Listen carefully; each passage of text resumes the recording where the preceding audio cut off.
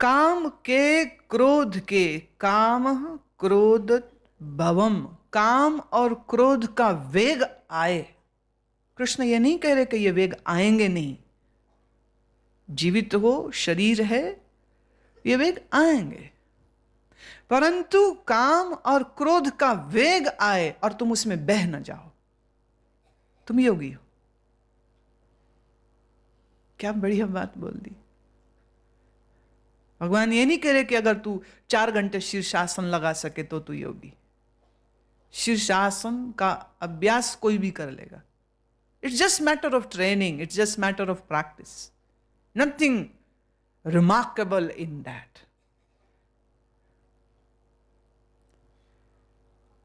काम के वेग, क्रोध के वेग आए और तुम इस वेग में बह न जाओ।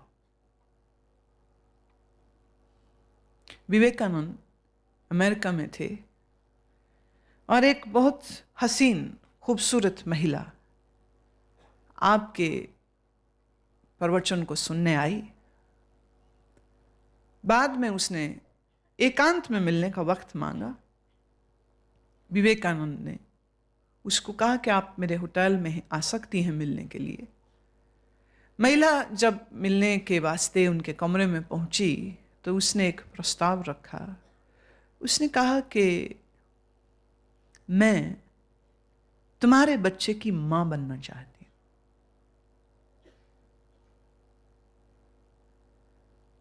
हूं। उसने ये नहीं कहा कि I want to have sex with you. American परिवेश में किसी भी स्त्री या पुरुष के लिए यह कहना कोई बड़ी बात नहीं है, बिल्कुल बड़ी बात नहीं है। लेकिन उस महिला ने बड़े सभ्य ढंग से ये कहा कि मैं आपसे प्रभावित हूं बहुत ज्यादा, और मैं आपको प्रार्थना देती हूं कि मैं आपके बच्चे की मां होना चाहती हूं, क्योंकि आपका बच्चा मुझे प्राप्त हो, यह मेरे लिए सौभाग्य होगा। विवेकानंद ने कहा, देवी मेरे जैसा तो मैं ही हूं, तो तुम्हें मुझी को अपना पुत्र स्वीकार करना होगा। आज से तुम मेरी मां और मैं तेरा पुत्र। मुझसे मेरे ही जैसा पुत्र, मैं अपने बाप जैसा नहीं हूं। विवेकानंद ने कहा, मैं मेरे बाप जैसा नहीं हूं, मेरे बाप की सोच विचार कुछ और ही थे। मैं मेरे बाप जैसा नहीं हूं, मैं मेरे जैसा हूं। और इस संसार में एक व्यक्ति जैसा दूसरा कोई नहीं हो सकता है। No one can become another Vivekananda. कई लोग हैं, कुछ साधुओं में कई लोग हैं, वो विवेकानंद स्टाइल में पगड़ी बांधते हैं, विवेकानंद स्टाइल में कपड़े सिलवाते हैं, विवेकानंद स्टाइल में भाषण देते हैं, विवेकानंद के तरीके से पीछे रामकृष्ण परमहंस और शारदा देवी की तस्वीर लगा के रखते हैं। बहुत बचकानी हरकत है। अगर विवेकानंद के जीवन को ठीक से किसी ने पढ़ा हो तो ये बात वो कभी किसी से न कहेगा, ना अपने लिए कभी सोचेगा कि मैं विवेकानंद बन जाऊं। ये भारत के बहुत सारे नेता और स्कूलों और यूनिवर्सिटीज के, कॉलेजेस के प्रिंसिपल और डीन अक्सर विद्यार्थियों को कहते हैं तुम विवेकानंद बनो। अरे क्यों बनो? विवेकानंद तो किसी के जैसे नहीं बने, विवेकानंद तो रामकृष्ण तक जैसा नहीं बनना चाहा। तुम क्यों सिखा रहे हो? लो, गलत बात है ये। Don't teach this false things to young minds. Vivekananda ने कहा, माता मेरे जैसा मैं ही हूं, मेरे से जो पुत्र होगा वो आवश्यक नहीं है कि वो क्या होगा, कैसे होगा, हम नहीं कह सकते। बड़े बड़े महात्मा जो ग्रस्ती थे, उनके घर जो बच्चे पैदा हुए वो बिल्कुल कामी, क्रोधी और झगड़ालू हुए थे। इसलिए मेरे जैसा तो मैं ही हूं, आप मुझको अपना पुत्र मान लीजिए। स्त्री सामने है, प्रस्ताव दे रही है। विवेकानंद भारत देश से दूर हैं और उस समय उनके पास ना उनका कोई शिष्य है, ना कोई चेला, ना सेक्रेटरी जो इस बात की जानचीन करे या उन पे नजर रखे कि उनको पकड़े जाने का भय हो। ऐसा कुछ भी नहीं है। होटल के कमरे में है, पूर्ण एकांत है, स्त्री स्वयं को समर्पित करने आ रही है, पर विवेकानंद स्थिर है।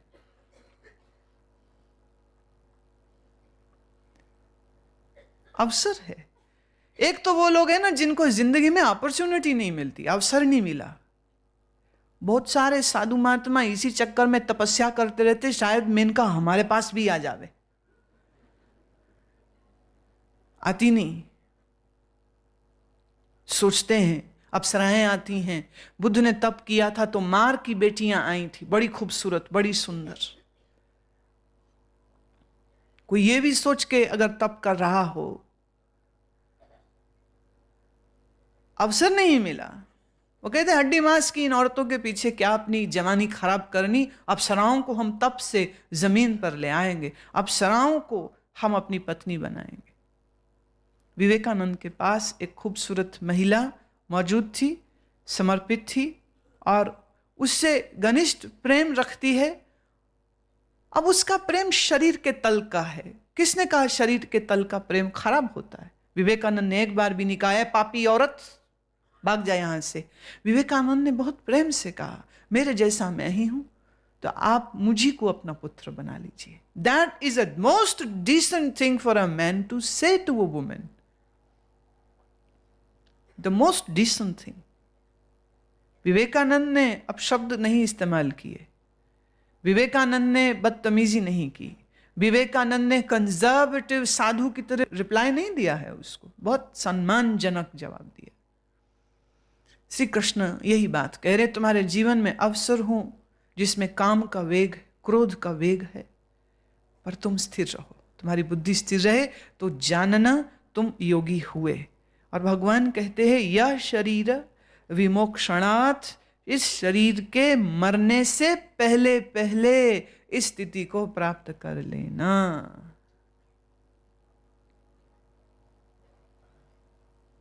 Before the body dies, achieve this height of spirituality. इस श्रेष्ठता को, इस ऊंचाई को, इस शिखर को तुम छुओ। घृणा नहीं, द्वेष से संसार न छूटे, समझ से छूट जाए। भगवान ये नहीं कह रहे हैं कि काम बुरा है, भगवान सिर्फ इतना कह रहे हैं कि काम के द्वारा जो सुख मिलता है वह अनित्य है और तुम्हारी हार्दिक इच्छा नित्य सुख प्राप्त करने की है। और नित्य सुख तुम्हें कैसे मिलेगा? नित्य ब्रह्म से ही तो मिलेगा। So make your choices correctly. What do you want? Then pursue the paths which will take you to your destination. तुम्हें अनित्य सुख चाहिए, संसार में जाओ। संसार का सुख पता कैसे? जैसे अंधेरी रात में बिजली चमके, अभी घुप अंधेरा, अभी अचानक से बिजली कौंधी और सब प्रकाश एक धुंधला सा प्रकाश हो गया, पर फिर गायब हो गया, फिर वापिस अंधेरा। और ब्रह्म का आनंद, ध्यान जनित जो आनंद है वो ऐसे जैसे सूर्य का प्रकाश। सूर्य का प्रकाश आता जाता नहीं, जब सूर्य उदय हो गया तो पूरे समय प्रकाश ही प्रकाश। रात्रि में बिजली कौंधने पर जो रोशनी हुई, उस रोशनी में तुम पढ़ाई भी नहीं कर सकते। सत्य तो यह तुम मार्ग भी नहीं अपना देख सकते। अंधेरी रात में बिजली की चमक जितनी रोशनी देती है, बस समझो संसार के सुख उतने ही हैं, बाकी पूरे समय दुख का अंधकार छाया रहता है। और अजब बात यह है कि अज्ञानियों को इस अंधेरे की इतनी आदत हो गई है कि अब अंधेरा अंधेरा लगता ही नहीं है, अंधेरा अंधेरा लगता ही नहीं है। और चूंकि अंधेरे से दुख नहीं, इसलिए अंधेरे से छूटना नहीं चाहते, इसलिए प्रकाश की खोज नहीं करते। किसी भी दुनियादार आदमी, किसी भी आम इंसान से तुम पूछो कैसे हो, कहेगा मजे में है। उससे पूछो क्या है तेरे पास, कहेगा मेरे पास मकान है, मेरे पास दुकान है, कार है, मेरे रिश्तेदार हैं, मैं 2 क्लब्स का मेंबर हूँ, मैं अपने कुनबे में, अपने ख़ानदान में बहुत इज्जत पाता हूँ, ये सब है मेरे पास। यही, इसी के लिए तो इंसान मरता है, और किसके लिए मरता है? उससे एक सवाल और पूछना, अच्छा तुम खुश हो? वो कहेगा पागल है, क्यों नहीं खुश होऊंगा? मेरे दोस्त जलते हैं मेरी उन्नति देख के, मेरी कार देख के, मेरा बड़ा घर देख के, मैं खुश क्यों नहीं होऊंगा? अब तुम उसको समझाओ कह रहे संसार तो अनित्य है, तेरा ये सुख भी अनित्य। वो एक झापड़ मारेगा, अरे चल पागल से, चल निकलता हो यहां से, तेरा दिमाग खराब हो गया।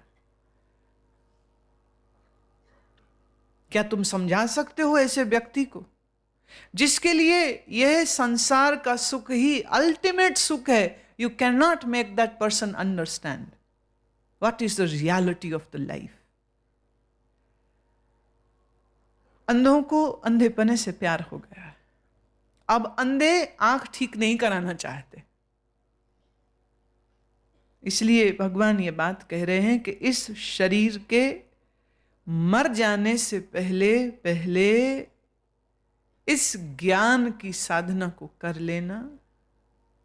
ये ना हो कि तू संसार की इस भोग विलास की बेहोशी में जीता रह जाए और अचानक से मौत आए, और जो एक अवसर मनुष्य को मिल सकता है टू इवॉल्व, वो तुम्हें मिले बगैर तुम्हारी जिंदगी खत्म हो जाए, इससे बड़ा अफसोस और कोई ना होगा। पर मुश्किल ये है कि शरीर के नाश हो जाने से पहले पहले हम ये नित्य सुख को प्राप्त करें या करना चाहिए, इसकी समझ भी तो लोगों को नहीं है।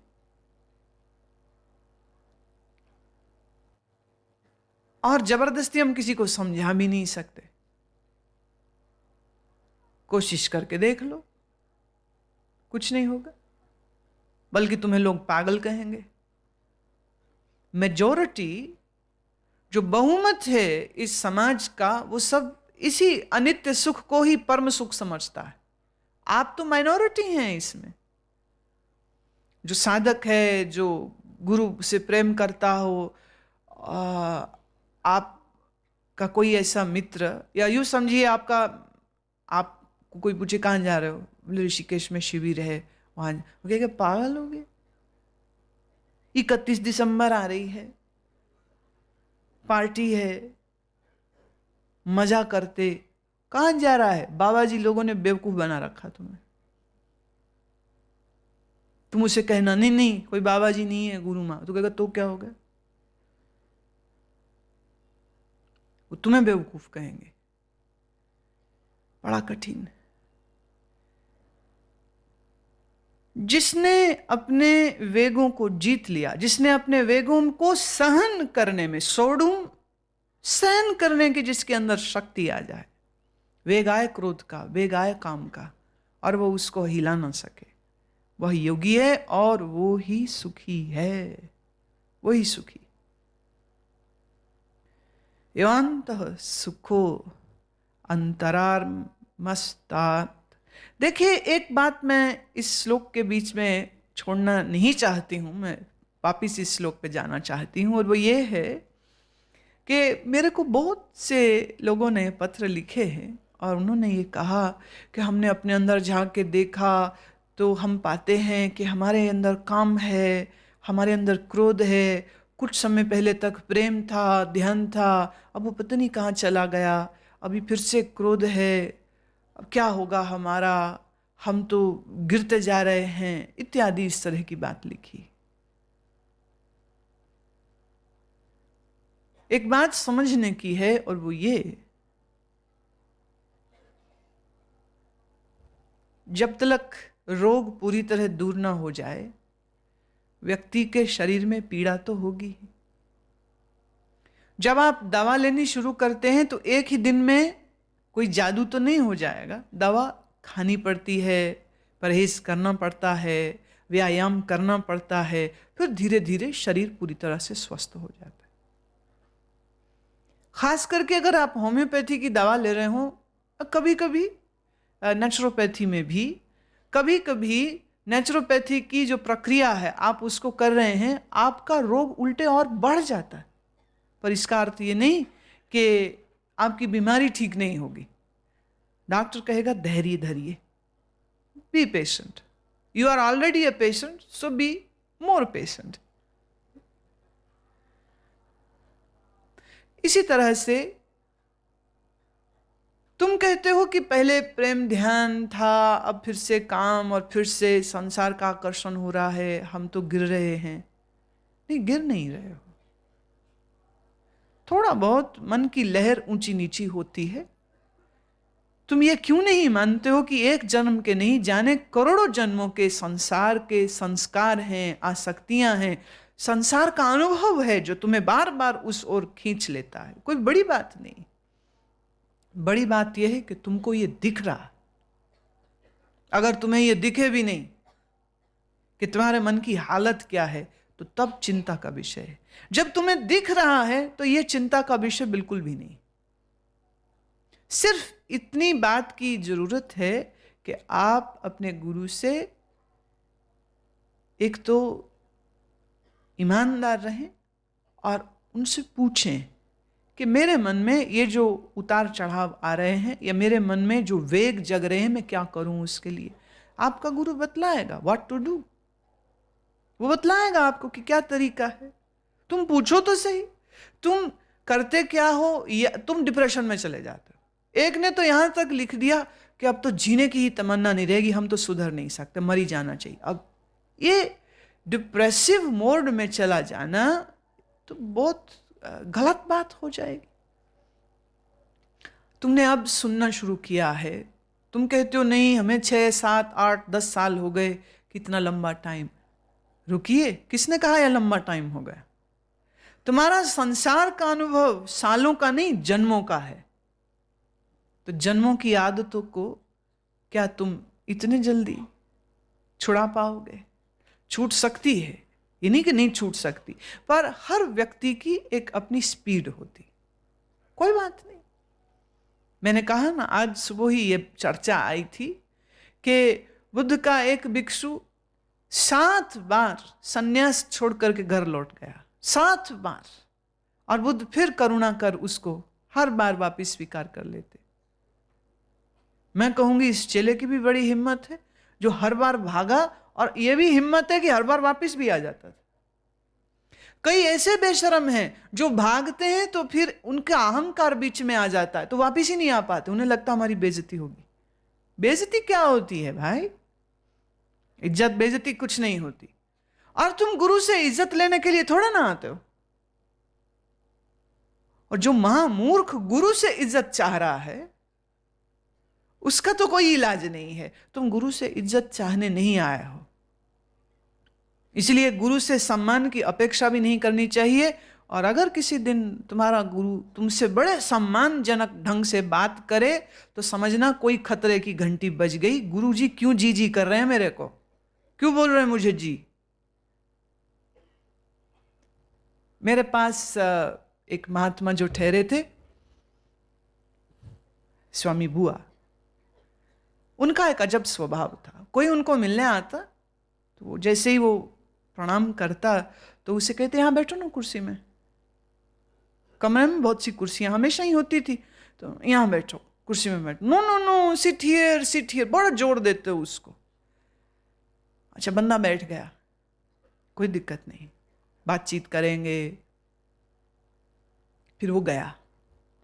फिर वो अगले दिन आएगा, उसे फिर कहेंगे sit sit sit on the chair. वो बैठ गया, कोई दिक्कत नहीं. जब वो बंदा जाएगा ना, फिर वो मेरे से बोलते, does he deserve respect from मी. क्या इसका अधिकार बनता है कि ये मेरे बराबर बैठे. क्या इसका अधिकार ये बनता है कि ये ऊंचे चढ़ के बैठे. मैंने कहा तो फिर आपने उसको कहा क्यों. क्या पता आपके कहने की वजह से वो बैठा है. आपने बोला नहीं बैठ बैठ बैठ बैठ. कहते मेरा क्या है, मैं तो टेस्ट लूंगा, ये मेरा काम है. वो परमानेंट टेस्टिंग मोड में, परमानेंट टेस्टिंग मोड.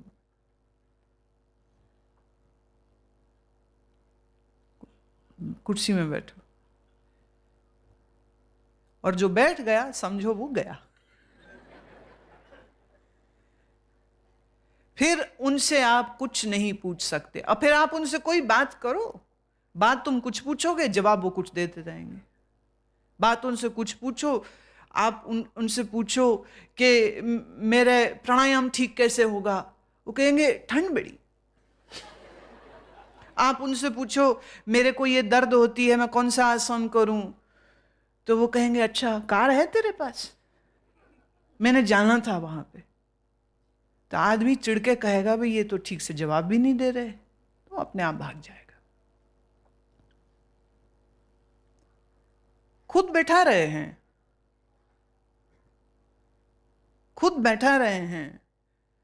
मेरे साथ उनका एक बराबर खेल चलता था। मैंने जैसे ही उनके कमरे में जाना, उन्होंने अपनी कुर्सी से, अब वृद्ध शरीर तो अब थोड़ा सा कमजोर है, भले 122 साल के हैं, लेकिन उन्होंने कुर्सी से खड़े हो जाना, अम्मा अम्मा हैज कम, अम्मा अम्मा। और उन्होंने फिर आगे आना ताकि वो मेरे पैर छू सके, और हमने पीछे हट जाना, और वो आगे आ रहे, मैं पीछे देख। फिर बहुत जोर से हंसते, अम्मा will not let me touch her feet, अम्मा इज वेरी स्मार्ट। जिसे फिर हमने बैठ जाना, तो फिर उन्होंने फिर पैर को मेरे पकड़ने की कोशिश करी, हमने फिर पैर पीछे कर लेना। खेल चलता रहता था, क्योंकि हम उनका खेल जानते थे वो क्या करते हैं। मेरे से तो विनोद था, उनका व्यंग था, पर मैंने ये देखा लोगों को बहुत बेवकूफ बनाते थे।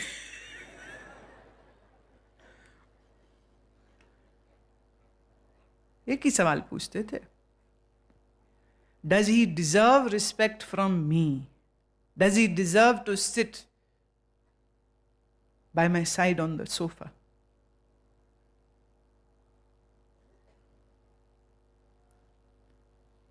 और सच ये है कि जो इस तरह के टेस्टिंग मोड में हमेशा रहते हैं, वो ज्यादातर लोगों को कुछ सिखा नहीं पाते हैं, क्योंकि उनके टेस्ट पर किसी ने पूरा उतरना ही नहीं। देखिए, जब गुरु टेस्ट करने पे आ जाए तो तुम 100% फेल होगे ही होगे। या वो तुम्हें तुम्हारी ममता से या अहंकार से या तुम्हारे द्वेष से, वो तुम्हारी कमजोरियों को जानता है, और अगर उन्हीं कमजोरियों को आधार बना के वो तुम्हारी परीक्षा लेने लग जाए, तुम कैसे पास होगे? कैसे?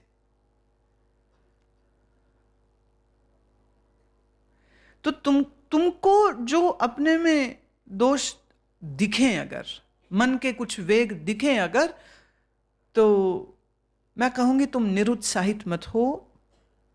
इस बात को देखो, सी द पॉजिटिव एंगल, इस विधायक अंश को देखो कि आपको इतनी होश तो है कि ये गलत है और ये सही।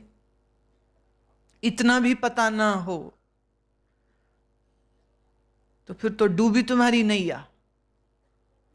पार पहुंचने का एक आश्वासन हो रहा है कि तुम्हें दिख रहा है कि तुम कब गिरते हो और कब उठते हो, कब गिरते हो और कब उठते हो। बस इसी विवेक को पुष्ट रखो, इसी विवेक को बनाए रखो, इस होश को साधते रहो। एक ने कहा क्या मुसीबत है, इधर होश साधो फिर बेहोश, फिर साधो फिर बेहोश। अरे भाई, यही तो मजा है अध्यात्म का, और क्या है? किसने कहा बोझ? यही मजा है। उठो गिरो, उठो गिरो, उठो। क्या गेम होती, बच्चे देखा नहीं? रिंगा रिंगा roses, pocket full of Ayesha Ayesha, all fall down. वो खूब गिरते हैं, खूब हंसते हैं, फिर उठते हैं, फिर शुरू हो जाते हैं रिंगा रिंगा रोजेस। खत्म नहीं होता उनका, होता खत्म। तुम में से कितनों ने ये गेम खेली है, रिंगा रिंगा रोजेस वाली? तो बाकियों को भी सिखा देना। हाथ पकड़ो, एक दूसरे का गोल चक्कर बनाते हैं बच्चे, एक दूसरे का हाथ पकड़ते चलते जाते गाते जाते। अब ये कोई गेम हुई क्या? पर वैसे देखा जाए तो क्रिकेट भी कोई गेम है क्या? इतने बड़े हो गए। अभी मैं बॉम्बे में थी, तो संजोग की बात है, भारतीय क्रिकेट टीम ठीक उसी जगह नाश्ता ले रही थी जहां मैं ले रही थी। तो मेरे साथ जो कुछ और जो बम्बई के व्यक्ति थे, कुछ टेक्निकल, कुछ फोटोग्राफर्स और आगे उनकी टीम थी। तो उनमें एक दो बड़े एक्साइटेड हो गए, अरे देखो भारत की नेशनल टीम सारी ना वो यहाँ पे आई हुई। इतने वो एक एक करके सब निकले सामने से। मैंने कहा देखो तू इतनी एक्साइटेड क्यों हो रही है? मैं ये वो बच्चे हैं जिनका बैट बल्ला अभी तक नहीं छूटा है। ये वो बच्चे हैं, बच्चे बैट बल्ला नहीं खेलते, हम भी खूब खेले। मैं ये वो बच्चे हैं जो शरीर से तो बड़े हो गए हैं और बैट बल्ला अभी भी नहीं छूटा है। So what is there, why are you getting excited? पर वही है ना, मन में दौलत शोहरत का इतना आकर्षण है कि जिनके पास वो दौलत और शोहरत को देखते हैं उनके चरणों में बिछ जाते हैं।